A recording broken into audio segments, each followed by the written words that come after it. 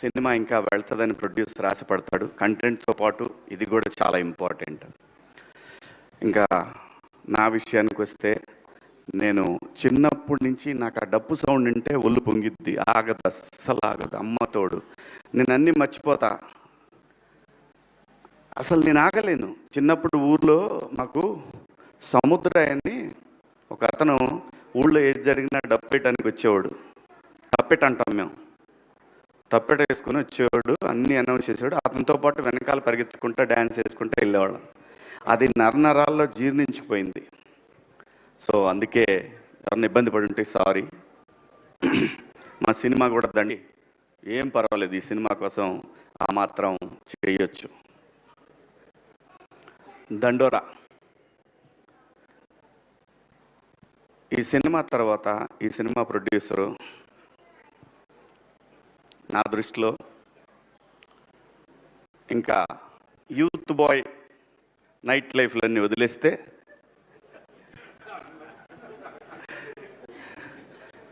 చాలా చాలా చాలా చాలా టేస్ట్ ఉన్న, ఆ పేర్లు ఉన్నవాళ్ళే, ఆ బెనర్జీ అనే పేరు ఉన్నవాళ్ళు, వాళ్ళ వైబ్, వాళ్ళ థింకింగు.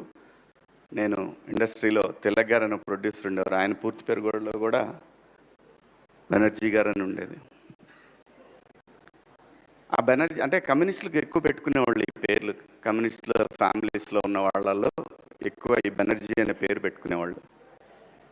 సో చాలా చాలా చాలా అంటే అండి, సినిమా డబ్బులుంటే తీయొచ్చు, డబ్బులు ఎవరిని ఇస్తే తీయొచ్చు, కానీ కథను సెలెక్ట్ చేసుకుంటాడు చూసారా, అది అందరితో సాధ్యమయ్యే పని కాదు. 100% డబ్బులు మనం అన్ని బిజినెస్ల్లో బ్రహ్మాండంగా తోపులం బ్రహ్మాండంగా చేశామని అనుకుంటారు, కానీ భగవంతుడికి ఒక్కొక్క టాలెంట్ ఇస్తాడు. డబ్బులు ఇవ్వకపోవచ్చు, డబ్బులు అవే వస్తాయి. సరస్వతి ఉంటే లక్ష్మి నడుచుకుంటా వచ్చేస్తాయి. అంటే అలానే ఆయన దగ్గర డబ్బు లేదని కాదు నా ఉద్దేశం. కథని సెలెక్ట్ చేసుకోవటం దగ్గరే ఏ ప్రొడ్యూసర్ సక్సెస్ అయినా కానీ దానికి పునాది అదే. అలాంటి ఐక్యూ ఉన్న, దండిగా ఉన్న నిర్మాత బెన్నీ గారు. డెఫినెట్గా ఈ సినిమా తర్వాత ఆయన్ని చూసే విధానం మారిపోద్ది.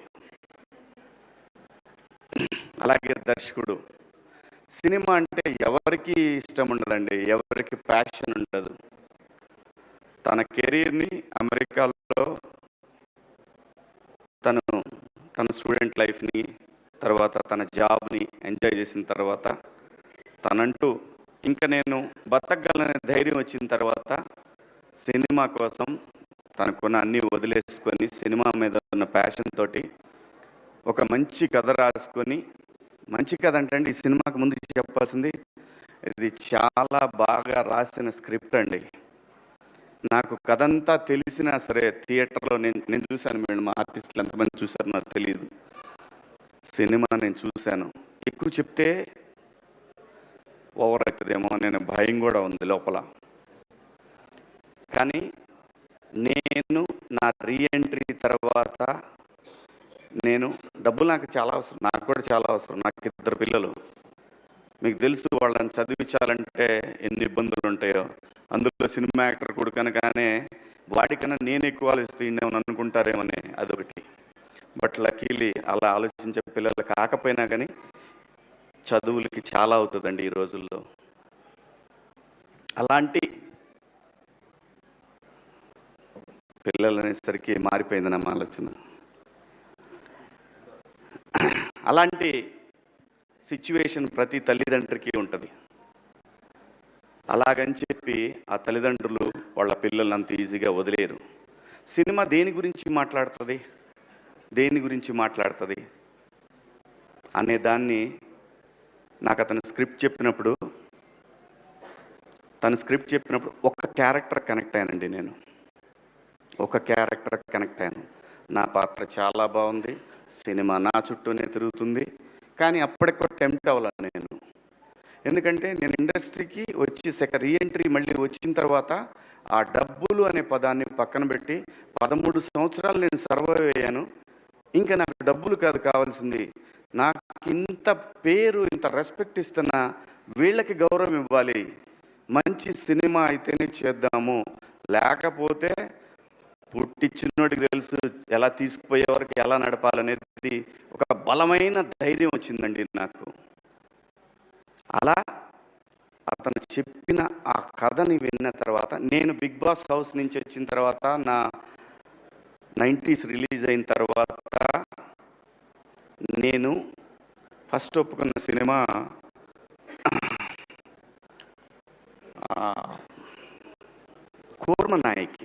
కూర్మనాయక.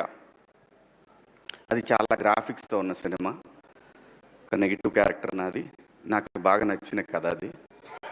దాని తరువాత కోర్టు కదండి నేను ఒప్పుకుంది, ఈ సినిమా.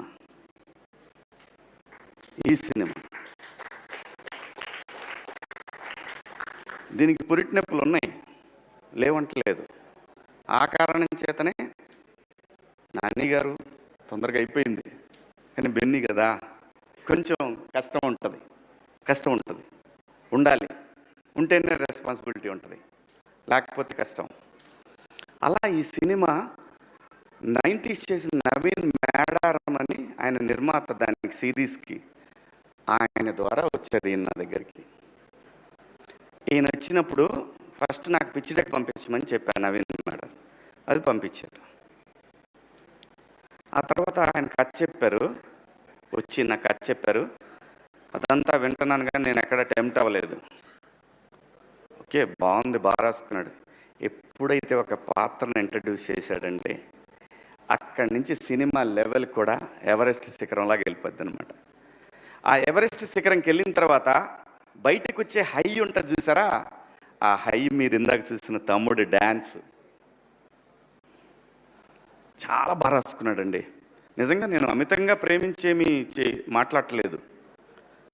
సినిమా తీసేవరకే ప్రేమిస్తాను నేను. సినిమా తీసిన తర్వాత అది ఎడిటింగ్ రూమ్లోనైనా థియేటర్లో నిర్దాక్షిణ్యంగా దాన్ని నేను హేట్ చేసినంత ఎవరు హేట్ చేయరు. అబ్బా అంట. మా వాడు ట్రైలర్ చేసిన అబ్బాయి అక్కడక్కడ లూజ్ ఫ్రేమ్స్ ఉన్నాయేమన్నా, పెద్ద కొంచెం టైట్ పెట్టొద్దు, తెలీదు మరి ఎవరో ఏమంటారో, బయటికి వెళ్తుంది ఫస్ట్, మన బిడ్డ బయటికి వెళ్తా ఉంది ఫస్ట్ టైం అని చెప్పి ఆ భయం ఉంటుంది. ఆ భయంతో చాలా చెప్తాం. నేను మళ్ళీ సినిమాలు చేయటం మొదలుపెట్టిన తర్వాత నాకు అందరు కొత్త డైరెక్టర్లే వచ్చారు. అన్ని కంటెంట్ ఓరియంటెడ్ ఫిల్మ్సే. ఏ ఫిలిం కూడా డబ్బుల కోసం, డబ్బులు తీసుకుంటున్నాను, డబ్బులు తీసుకోవట్లేదు, మళ్ళీ అలాంటి మాటలు మాట్లాడకూడదు. డబ్బులు కావాలి కదండి అని అలా బతిలాడుకుని తీసుకుంటున్నాను, అది వేరే విషయం. కానీ ఆ కంటెంట్ విషయంలో మాత్రం నో కాంప్రమైజ్, నో. ఈ సినిమా ప్రతి ఒక్కళ్ళని, చాలా సినిమా రిలీజ్ అయిన తర్వాత, రేపు లేదంటే ప్రీమియర్స్ పడ్డ తర్వాత జర్నలిస్ట్ సోదరులు ఉన్నారనే పెద్ద ధైర్యం అయితే నాకు ఒకటి ఉంది. ఎందుకంటే మీరు రీసెంట్ డేస్లో వాళ్ళు మీరు చూశారు, ఒక ప్రీ వెడ్డింగ్ షో కానీ ఆ తర్వాత వచ్చిన 2-3 సినిమాలు కానీ వాళ్ళు బ్రహ్మరథం పట్టిన విధానం, అది ఇండస్ట్రీకి శ్రీరామ రక్ష, నిర్మాతలకి శ్రీరామ రక్ష. అలాంటి ఒక ధైర్యం నాకుంది. ఈ కథను వాళ్ళు ఎలా చూస్తారనే దాంట్లో నేను సినిమా చూసా. సినిమా అద్భుతంగా వచ్చింది. ఇది మార్నింగ్ షో వరకే. ఈ వారం చిన్న సినిమాలు ఏం రిలీజ్ అవుతున్నాయి అని మాట్లాడుకునే వాళ్ళకి మాత్రం ఈ వారం చిన్న సినిమాల్లో ఇది ఒక చిన్న సినిమా. కానీ 25th సాయంత్రానికి ఇది చాలా పెద్ద సినిమా.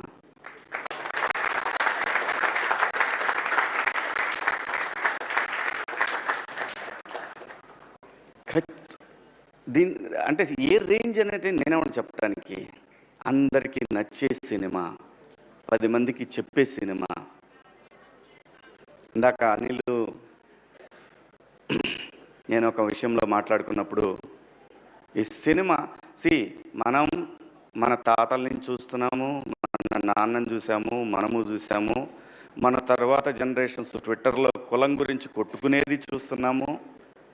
ఎన్ని తరాలైనా మారని అంశాన్ని ఏదో ఒక తరం వదిలేస్తనే దాంతో ఈ తరం ఫైట్ చేయాల్సిందే తప్పదు.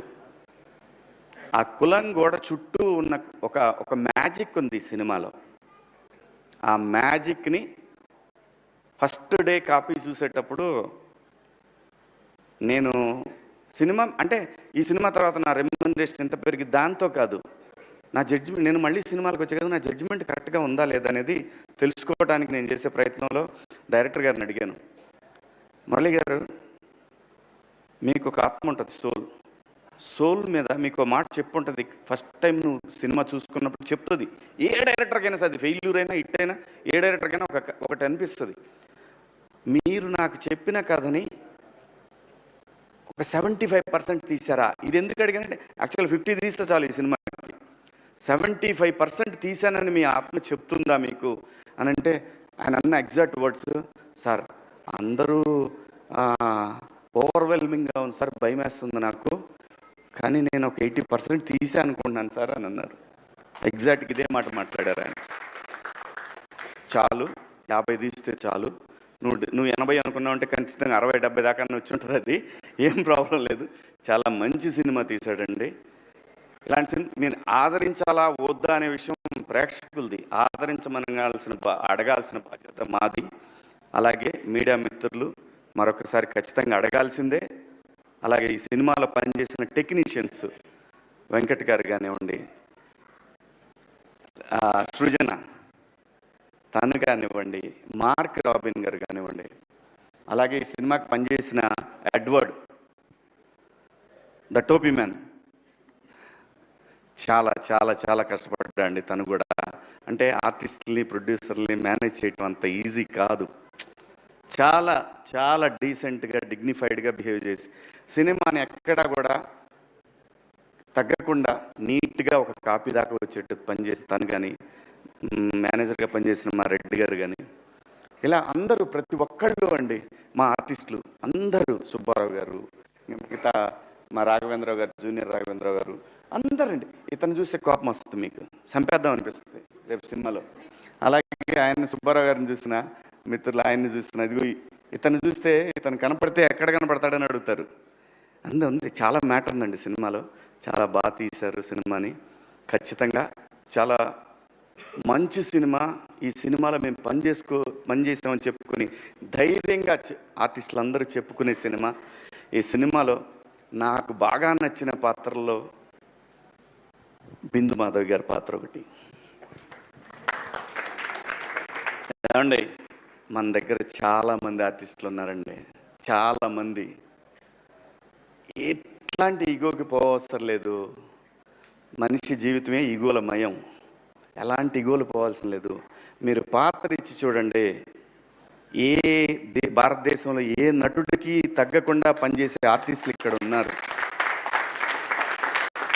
బయట భాషల్లో వాళ్ళు బాగా చేయరని కాదు, వాళ్ళు మంచి ఆర్టిస్టులు కాబట్టే మన వాళ్ళు పెట్టుకుంటున్నారు. నేను ఎవరిని కూడా, ఇక్కడ భాషా భేదాలు లేవు, కానీ ఇక్కడ బోల్డ్ టాలెంట్ ఉందండి. చాలా కుప్పలు తెప్పలు టాలెంట్ ఉంది. నందు కానివ్వండి, మా తమ్ముడు చింపి చాట చేశాడు సినిమాని. అలాగే రవికృష్ణ, మణిక, మీ ఇద్దరు పేరు తలకాయ నొప్పి నాకు ఈ సినిమాకి. Monica Robin Singh, Robin Hood లాగా. ఆ అమ్మాయి ఒక్క షాట్ మీ జీవితాంతం మర్చిపోలేరండి. అమ్మాయి చేసిన ఒక షాట్, అయ్యి బాబు అసలు మామూలుగా ఉండదు. అలాగే చాలా ఉన్నాయండి, చాలా చెప్పుకోవాలి ఈ సినిమాలో. అందరూ బాగా చేశారు.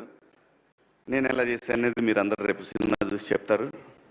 Thank you so much. మీ అందరికీ పేరు ఇంకేమన్నా మర్చిపోయానా? ఎవరిని మర్చిపోలేదు.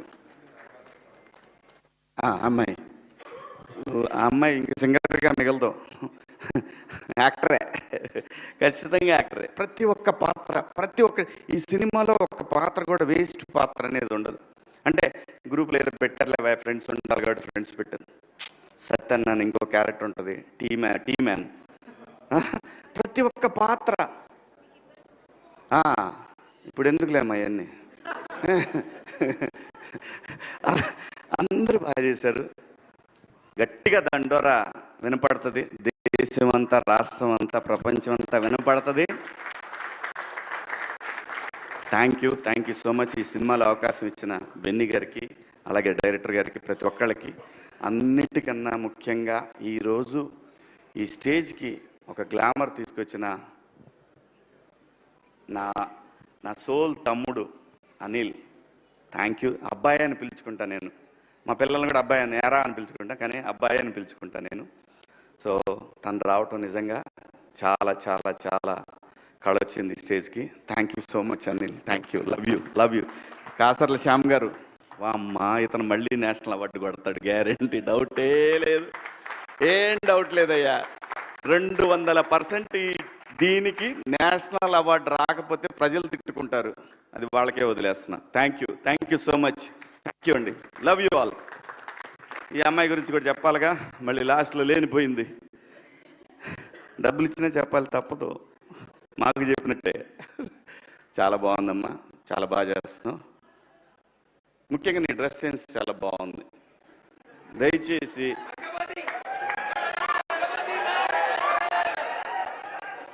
ఇంకో విషయం చెబుతున్నా, అమ్మాయిలు హీరోయిన్లు ఏ బట్టలు పెడితే వేసుకొని పోతే మనమే దరిద్రం అనిపించాల్సి వస్తామ్మా. ఏమనుకోవద్దు, హీరోయిన్లు అందరూ మీరు అనుకున్నా నాకు పోయేది లేదు, లాగి పీకుతాం మనం, అది వేరే విషయం. కానీ మీ అందం చీరలోనో, మీ అందం నిండుగా కప్పుకునే బట్టల్లోనే ఉంటుంది తప్పితే సామాను కనపడే దాంట్లో ఏముండదు.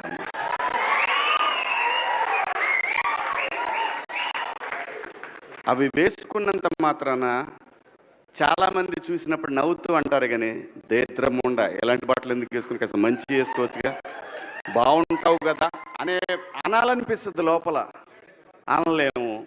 అంటే మళ్ళీ నేను స్త్రీ స్వాతంత్రం లేదా స్వేచ్ఛ లేదు. స్త్రీ అంటే ప్రకృతి, ఎంత అందంగా ఉంటే అంత గౌరవం పెరిగిద్ది. ఈ ప్రకృతి అద్భుతంగా ఉంటుంది. అలాగే స్త్రీ, మా అమ్మ చక్కగా ఎప్పటికీ గుండెల్లో కనపడతా ఉంటుంది, ఒక సావిత్రమ్మ కానీ, ఒక సౌందర్య కానీ. అలాగే ఈ జనరేషన్లో ఇంకా చాలామంది, రష్మిక, చాలామంది అమ్మాయిలు ఉన్నారు. వీళ్ళందరూ ఇంపాక్ట్ క్రియేట్ చేశారు కాబట్టి అమ్మటే చెప్పగలుగుతున్నాం. గ్లామర్ అనేది ఒక దశ వరకే ఉండాల, ఎంతవరకు ఉంటే పర్లా, అది ఇక్కడికి రాకూడదు. నేనెవడలే కానీ చెప్పడానికి, మళ్ళీ అందరు రేపు పొద్దున్న పెద్ద పెద్ద వాళ్ళంతా బయలుదేరతారు, మాకు స్త్రీ స్వేచ్ఛ లేదు. స్వేచ్ఛ అనేది అదృష్టం, ఆ స్వేచ్ఛని కోల్పోవద్దు. మన గౌరవం ఎప్పుడు పెరుగుద్దంటే మన వేష భాషల నుంచే మనకు గౌరవం పెరిగిద్ది.